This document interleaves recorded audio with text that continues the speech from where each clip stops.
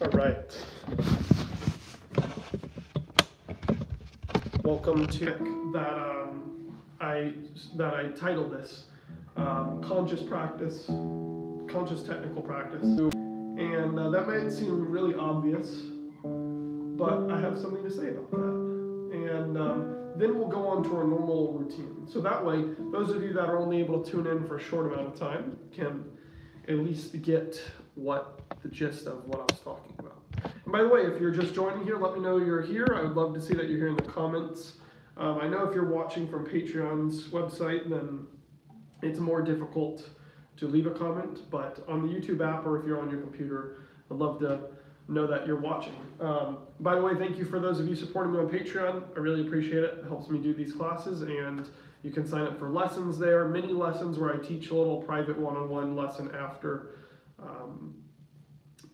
the live stream is over. So yeah, always check that out. What's up, Stephen? Awesome, good to see you here. Okay, so there's a few of you now starting to watch, so I'll go ahead and start talking about our topic. First, I'm going to make sure I'm in tune. I just put new strings on. So conscious technical practice. What do I mean? I mean a few different things. First, it's something I've been really concentrating on lately when I'm warming up, and that is being really conscious of what's going on in your hands and working on whatever's not working right. So I thought of some ways that I can demonstrate this to you, and usually, this is what I was finding is that when I'm warming up is usually when I find what it is that isn't working and I practice just that slowly, then everything else becomes a lot better too. It's kind of this crazy thing. It's like sometimes you develop these mental blocks as to like what your limitations are, and if you can just focus your energy on defeating that every day, whatever that thing is. A lot of times it's a different thing every day, every week, every few weeks. So what I'm going to demonstrate here is just an example, but I'm trying to pick something here that I feel like a lot of people can work on, not just myself. So we're going to start by just keep putting our A and our M fingers on the E and the B string, right? Our I finger here on the G. It doesn't really matter where you put your thumb. I'm going to rest it on the sixth. And I'm going to start by just going like this. Okay, so AM. But really important here, I was just working on this with a student, but you're not going to just do this and then again and again, right? That's not the point. Just do it once and notice what happens, okay? AM. Sorry, I lifted my hand there so you can see what I do, but don't do that. Now, when you get ready to do it again, focus on the space between the two notes, even though we're just thinking da, like that. Make it consistent. You don't want it to be once and the other time, but always, okay?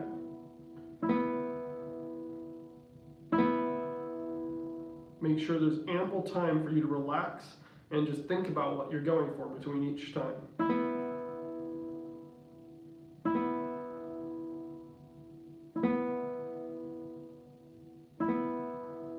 I'm already getting a little too fast. Just let you know this speed that I'm talking about.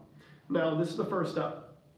What I'm working on here with the conscious practice is really controlling my fingers. And like I said, it's like some of these like really obvious things might sound redundant, but it's some of the most important things to just actually consciously practice. For instance, not warming up, just going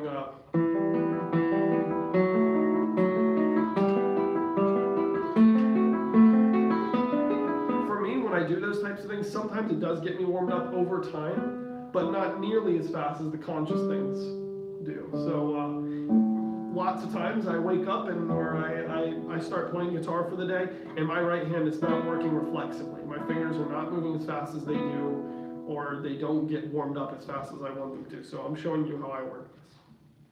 All right, so we're going to go back to doing this. Now, what I want you to focus on after you follow through these strings is dumping the tension and relaxing your fingers really close to the strings again. Now, not touching them, that would be preparing, and that would sound like this, right? That's what that would sound like, but that's not what we're doing. We're just going like this, and and then we're preparing the fingers to where it's close to the string but not touching. Now, this is not something to be like, okay, got it.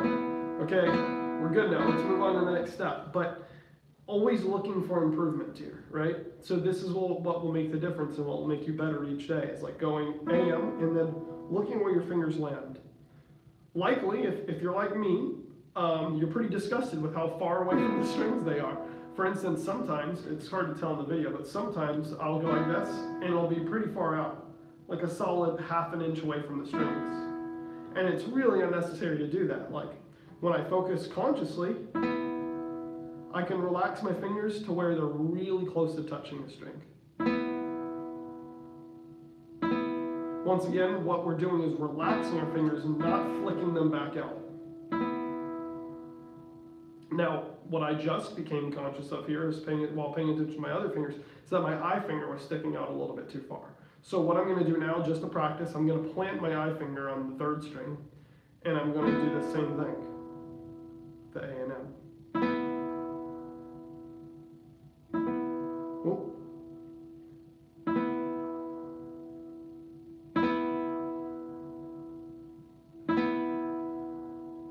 And when I notice it goes too far, I try to fix it on the next time. Okay, now I'm going to lift my eye finger off, but I'm just going to try to keep my eye finger close to the 3rd string while I do the A and M.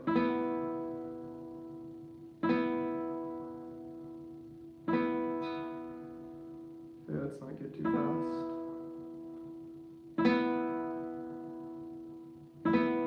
Okay, so you get the point. Now what we're going to do, by the way, if you're just joining, hello, thanks for watching. Leave a comment, let me know that you're here. And also check out the, I don't know if it's in the link of the description of this video, I should change that. But my Patreon, patreon.com/myname, Evan Tauscher.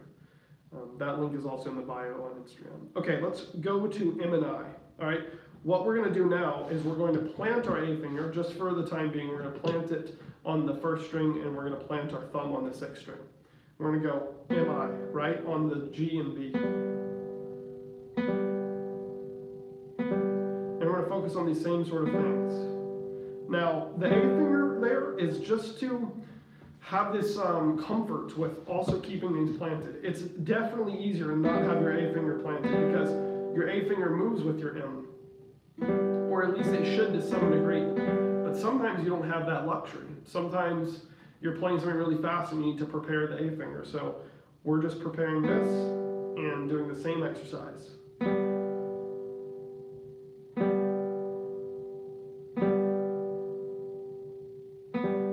Okay, now I'm going to lift off my A finger so I can focus a little bit more on where my fingers relax to. So for me, and this is a common thing, it's going to likely be different for you all, my A finger is really great at relaxing right next to the string, but my I finger is not. It comes up higher. I would say like 2 times as high. Even though it's not very far from the string, it's really hard to show, especially in the string, but it just doesn't stay close like the A finger does. So what I'm trying to do is consciously prepare my I finger closer. So much so to where I feel like my M finger is the one that's further away.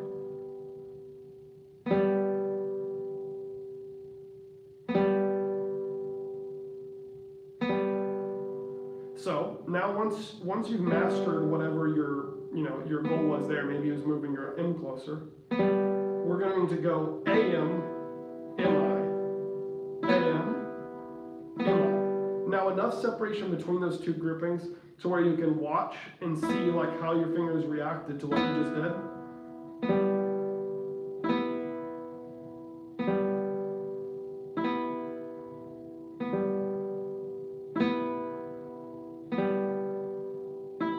Oop, that was uncontrolled.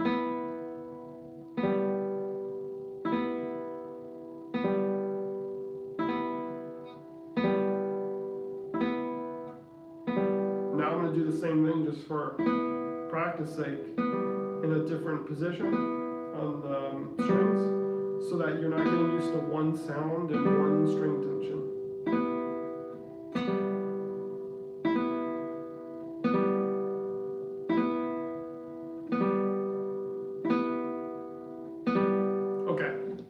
And so you can't do this too long with a high amount of focus, because you'll start losing. You'll start thinking about other things. What am I going to eat today? What do I have to get done? Like, what have I been neglecting? Those types of things.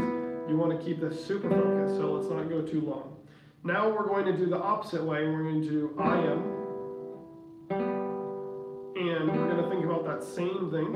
We're not going to spend too much longer, or we're not going to spend too long on this, because this is very similar to what we were just doing, and it's the same sort of, you'll notice that you're able to do it much better after practicing what we just did.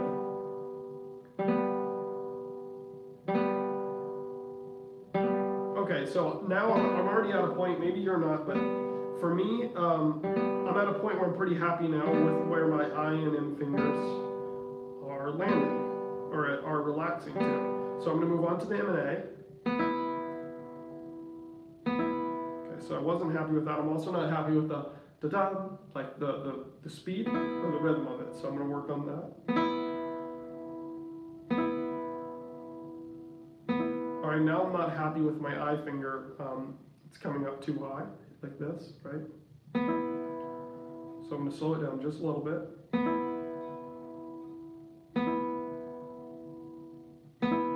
This is really boring, right? But this is not the clickbaity, this is not the type of stuff that's like a lot of fun, but it will make you better. It's made me better for sure.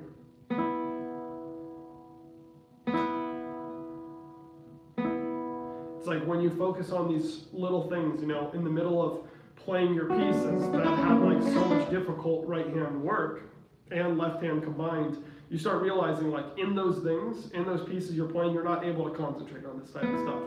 Like this is the only time that you can concentrate on this with such great focus. And what that does for you is makes you better fast. Instead of playing some exercise where you're like, okay, yeah, I'll pay attention to like how close my fingers are to the strings. No, you're not. There's no way. Like there's some things that you can focus on, but not things like this. So that's what I'm doing here.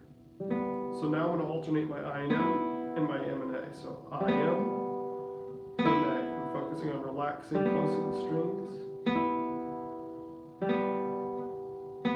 Don't worry, we're moving on to something less boring in just a second here. I am, M, A. If you're just joining, leave a comment. I would love to know you're here. Or leave a thumbs up. I see if you have done that, so thank you.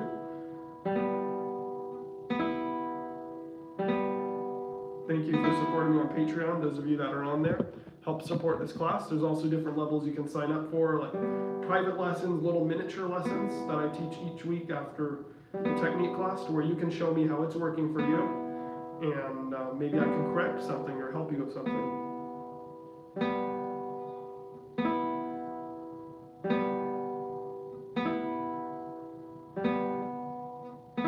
Okay, now we're going to move on to something else. This is all going to revolve around fast movements and slow practice. That could have been the title of this too. Fast movement and slow practice. That's what it's all about. All right, this is going to have to do with the left hand. So, this is a really fun one I like to show. A friend of mine showed this to me. I'm not sure where he got it from, but it's the first time I'd ever seen it. It's a very simple exercise. Let's line up here in first position, actually, with all of your fingers on the third string, the G string. And we're going to just rest all of our fingers as if we were going to play this scale. Now, what we're going to do, I'm going to try to get to a good position where you can see easily. Okay, what we're going to do is play now, while keeping your third and fourth finger here, we're going to play B flat and C sharp. So first fret on the A string, second fret on the B string, okay? Makes this sound, not too hard, hopefully you follow me. And what we're going to go for is this alternation, okay? Now if you've done Pumping Nylon or any of these books, you know what I'm talking about, but basically you're just switching the positions of the finger. No, that's not as far as this exercise goes, don't worry, we're not going to just do stretching exercises here, but this is what you're going to. So B here and C here, and then B flat here and C sharp here. You're just reversing the positions of the fingers, playing on the fifth string and the second string. Okay, Actually, I'm going to move on from that because if you don't get that, it's okay. Really, any chord that you bounce between is fine. Now, what we're going to do, this is the difficult part. We're going to start with this B flat and C sharp one, right? First fret, A string, second fret, B string. And we're going to, over the count of 8 beats, switch to this. Now, I don't mean going 1, 2, 3, 4, 5, 6, 7, 8. I mean going 1, 2, 3, 4, 5, 6, 7, 8. Okay, then lift 2, 3, 4, 5, 6, 7, 8. Okay, so I want you to watch this close. You can play this together with me this time too. It's a little hard leaning over here, but okay. Ready, and 1, 2, 3, 4, 5, 6, 7, 8. 2, 3, 4, 5, 6, 7, 8. Now, when you first do this, you might notice that your fingers shake. For me, they do. Maybe it's the caffeine from coffee, but it's definitely from you struggling to maintain control of these fingers. And wait till we get to the other ones. This was going to be the least difficult pattern. But these are the type of things we really need to be able to do, and that leads your left hand to move in a lot more flowing manner rather than always looking like it's jumping places. If you're not focusing on this type of thing when you're playing pieces really slow, what's going to happen is you're going to learn this way of playing to where at the last minute you make the hard moves instead of throughout the entire time you're playing. Really simple example of that is the Allegro from the BWV 998, Prelude Fugue and Allegro, when you go like this.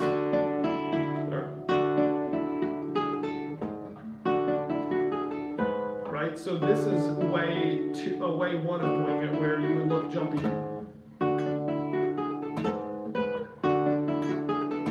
And you'll never get this down. Maybe even if you're playing slow, you'll think, right?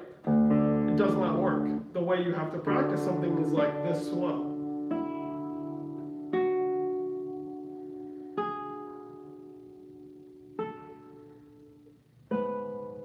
Again.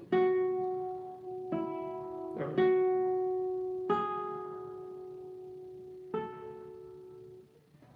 And it's not fun. You see these fingers? Getting ready, even though this still plays. By the time it's there, my fingers have already moved there, and it's not from doing a quick shift. It's from slowly moving over time.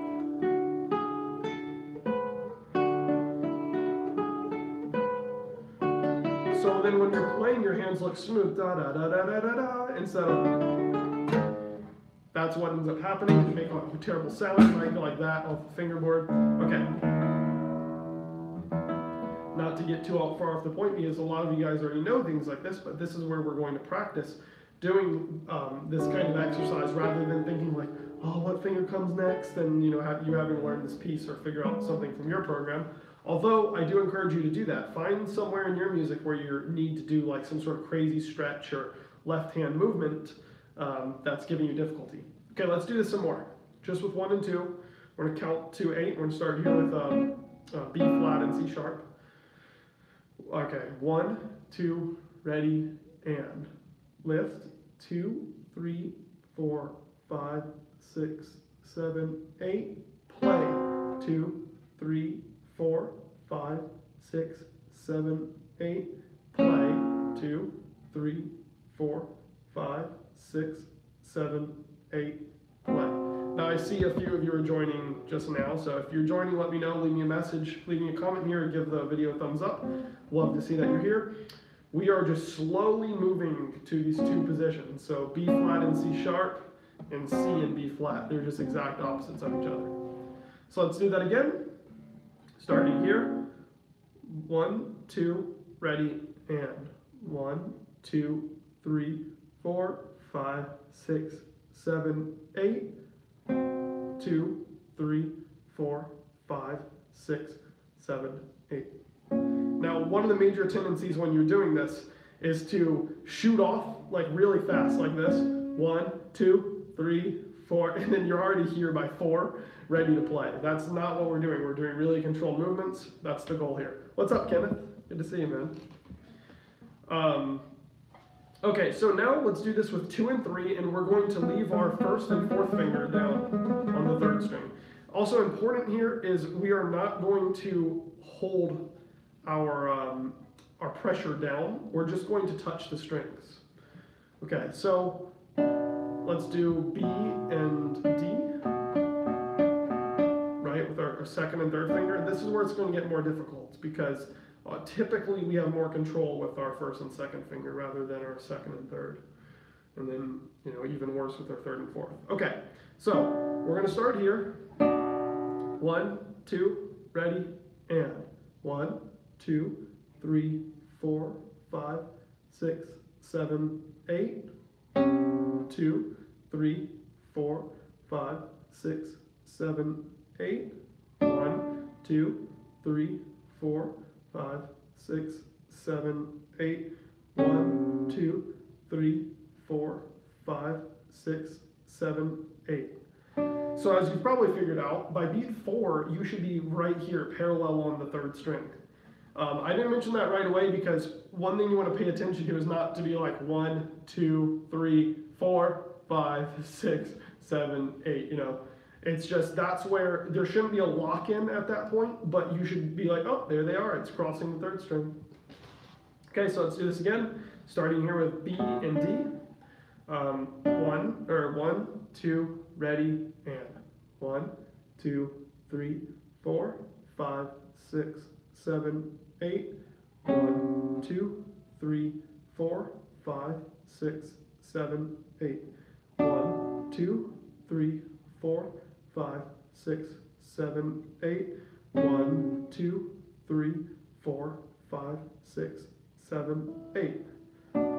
Now another thing that you could do is do 10 counts, and then what you're going to do, you're still going to cross on 4. This is a little difficult. Yeah, you're still going to cross on 4, but what you're going to do over the course of the 1st to the 2nd beat is lift your fingers off the frets, so that you're controlling not only the movement vertically across the strings, but you're also controlling the amount of squeezing, like the release of pressure in a controlled manner. So you can do this. 1, 2, 3, 4, 5, 6, 7, 8, 9, 10, right? 9, you're touching the strings. 10, you're pressing. Kind of difficult, but yeah, it's worth a shot. Let's do this same exercise we were just talking about before with our 3rd and 4th fingers. This is going to be the more difficult spot. And then we'll move on to another exercise. Or maybe we'll do 2 and 4 also. How is this working out for you guys, by the way? If you're watching, if you're able to comment, let me know if you're enjoying this exercise, if you see the merit of it. I know some of you are watching from the Patreon stream where you can't comment, so no worries. But, or from a device where you can't comment. Actually, I don't even know if I can type myself here. Yeah, I can only, oh, this is stupid. I have it selected as only some comments come through. I just put it on live chat. Guess it filters spam, so I don't know. Okay. I apologize if I'm out of tune, by the way. I am fresh strings on. Let's do this with 3 and 4. We're gonna line up on C and D sharp. So C in the bass. Message retract. Just saw that. Okay, so seems pretty helpful. Awesome. Let's line up here on C and D sharp, like this. Okay, 1st and 2nd finger here. Now remember, not squeezing, just touching like this, like no squeezing. Okay, so we're gonna count. We're gonna do this one a little bit slower, and we're gonna end up here, right? And now, something specific you want to do with this, especially if you have larger hands. You don't want to make this movement by moving your elbow around. While that can be good to do when you're working on pieces sometimes, where you're working on the stretching and control of our fingers, especially we're thinking about difficult passages, we're not going to think about the luxury of being able to move our arm like this because that throws off your other fingers significantly.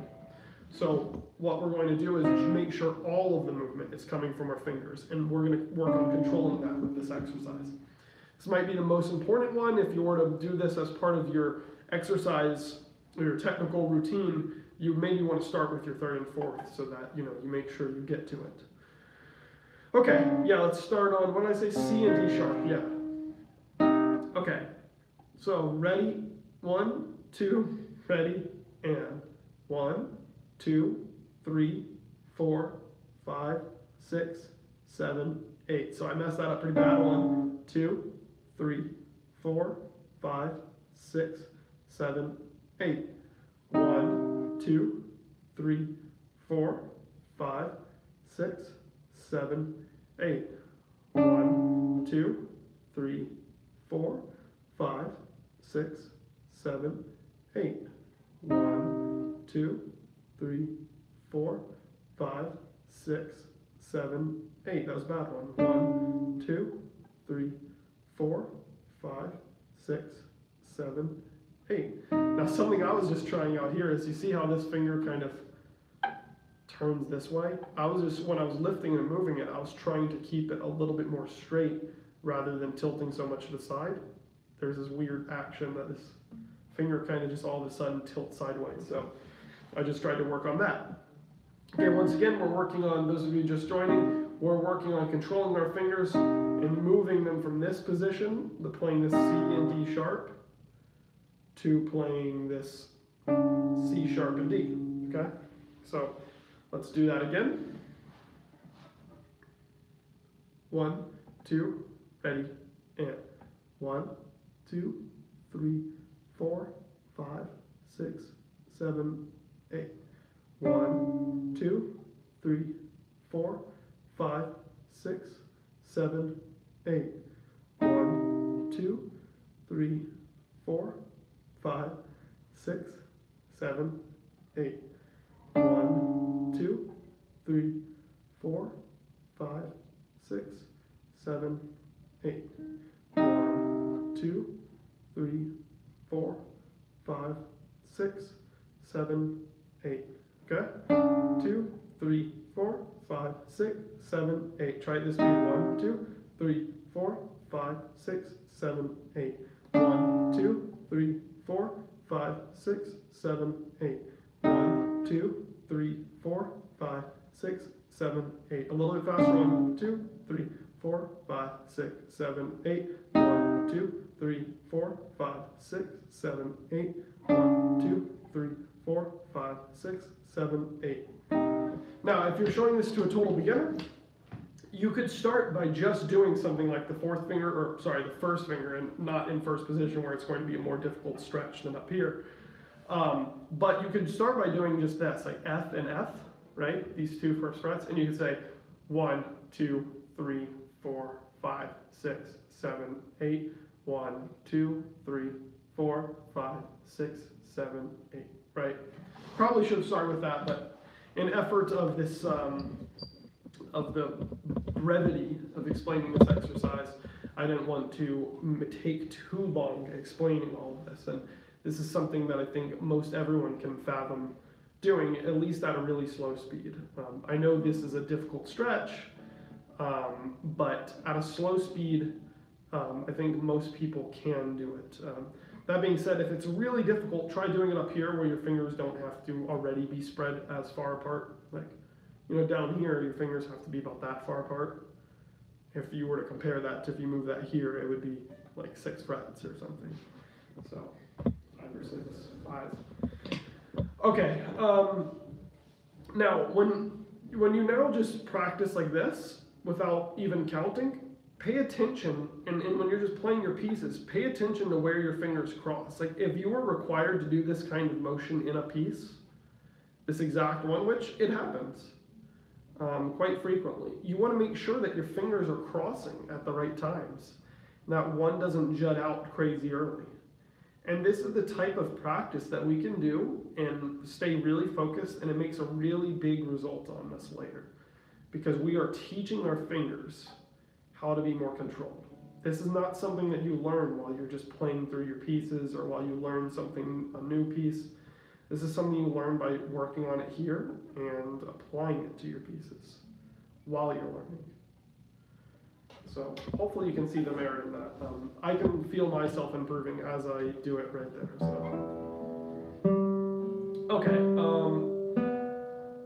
I'm going to wrap this up fairly quickly. Now I'm going to leave this open to questions. Do any of you have questions about this, or just in general a question about a technique? Thanks, Garrett, for subscribing if you're watching here. Just saw that. 1 second.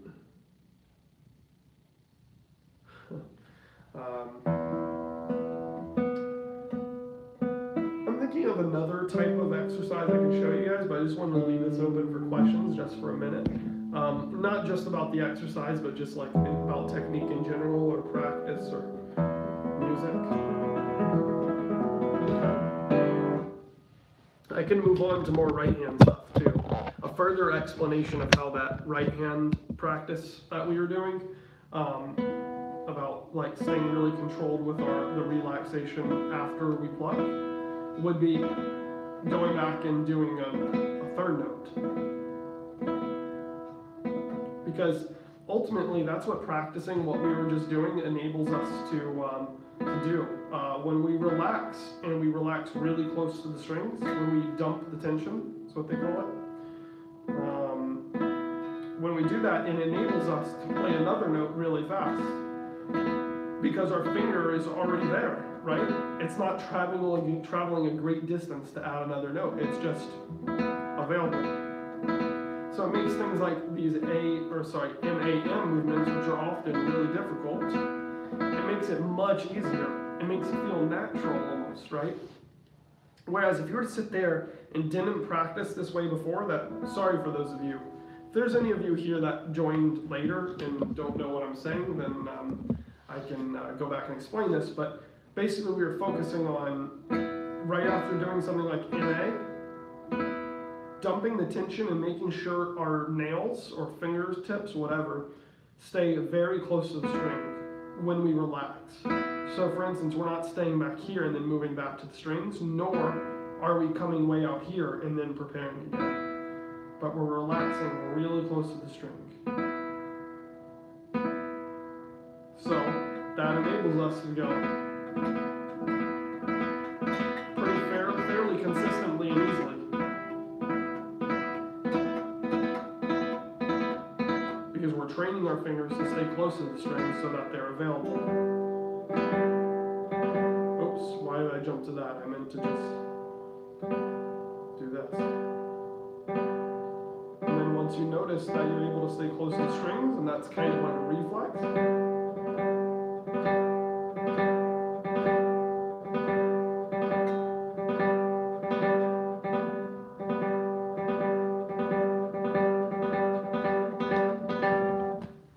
natural. Then when we start adding in larger arpeggios and start repeating those things, it feels more of a natural, easy thing to do. Sorry, I'm just checking your comments and email and messaging. I apologize. Hopefully this seems this seems obvious or helpful to you. So another thing to think about, of course, is our thumb, because it's not just all of our other fingers. Our thumb can also get really tired if it's doing crazy things like this.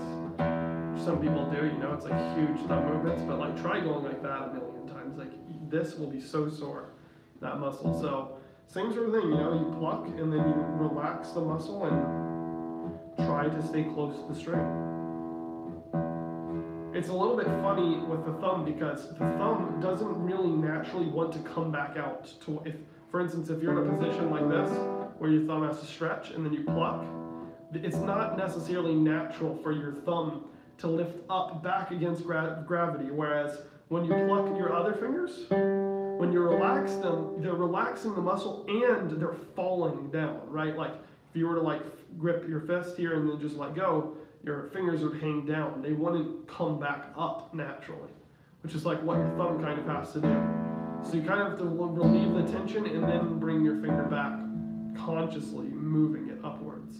It doesn't just like relax up, because that's not the way gravity works.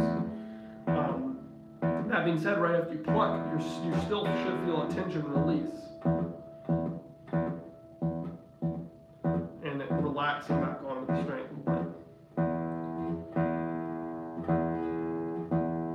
This is the same sort of practice.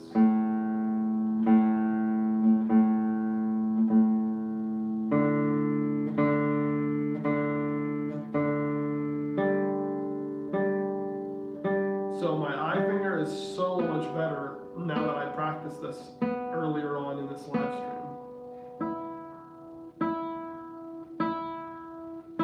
Thanks for leaving a thumbs up on the video, guys. Those of you that have, I really appreciate that. Lets me know that you're here and watching, and that it's helping you in some sort of way. Even though these videos are unlisted, just gives me an idea that you're watching. Once again, I know you can't do the thumbs up from the Patreon website, but it's just how it goes.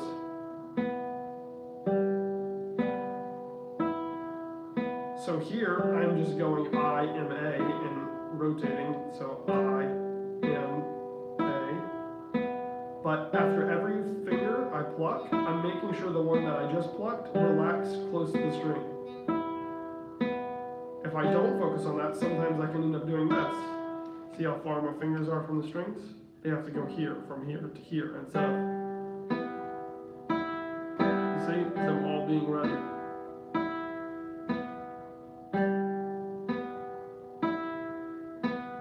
Now, then one of the interesting things is it takes a really long time to build up the speed of relaxation. So like your muscle relaxing forward there. And something that you can do to strengthen that muscle is practice either Rasciatos, which you can look up in an instructional video on YouTube and how to practice those things. It basically works out your extensors, or your flexors rather than, no, your extensors rather than your flexors.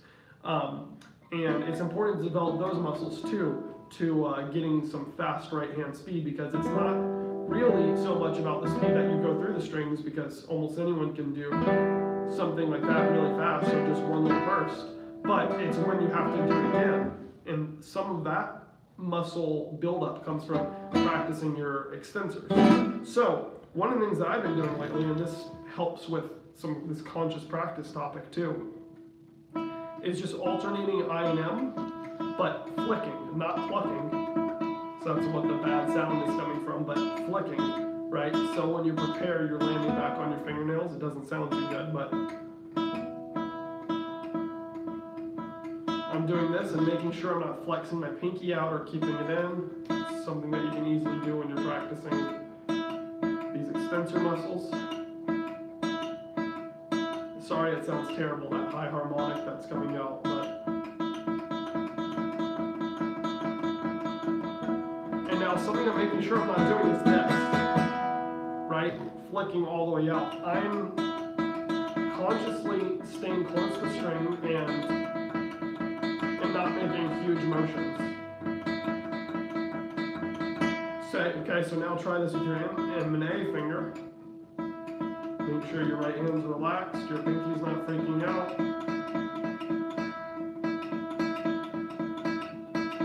So of course, there's all sorts of ways you can practice doing this, like little dotted rhythms, da-da, da-da.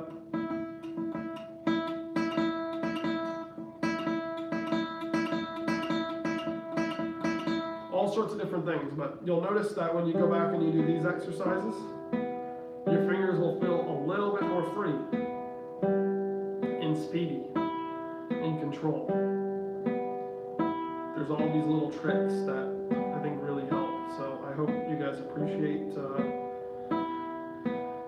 I hope you guys are trying these, because it's worth it. These are things that took me quite a long time to discover myself, and I wish I would have known some of these tricks, or actually practiced them when I heard them. They make quite the difference, even though it seems very tedious, and the answer isn't like, oh, you know, play all the exercises and practice all your scales. Those types of things are where you apply the practice. See, if I was to go play this Pujol etude, now I can apply all these things I was thinking about when I was doing my slow practice. Like how how far my fingers coming from the strings, you know? And, you know, like how fast are my fingers returning to the strings? Sorry, it's hard to talk and play. You can even do this exercise all flicking.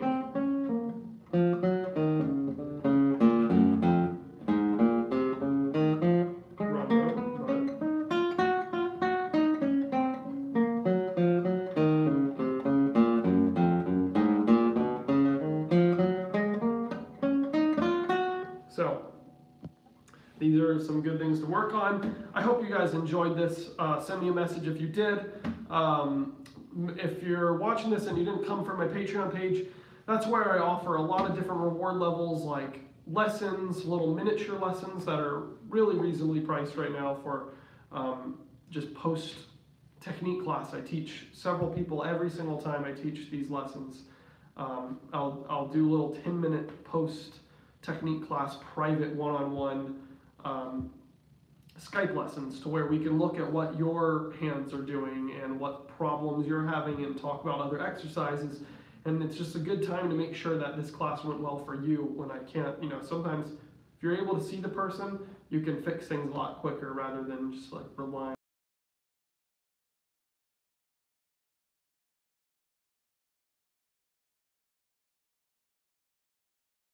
on topics that you would like me to cover.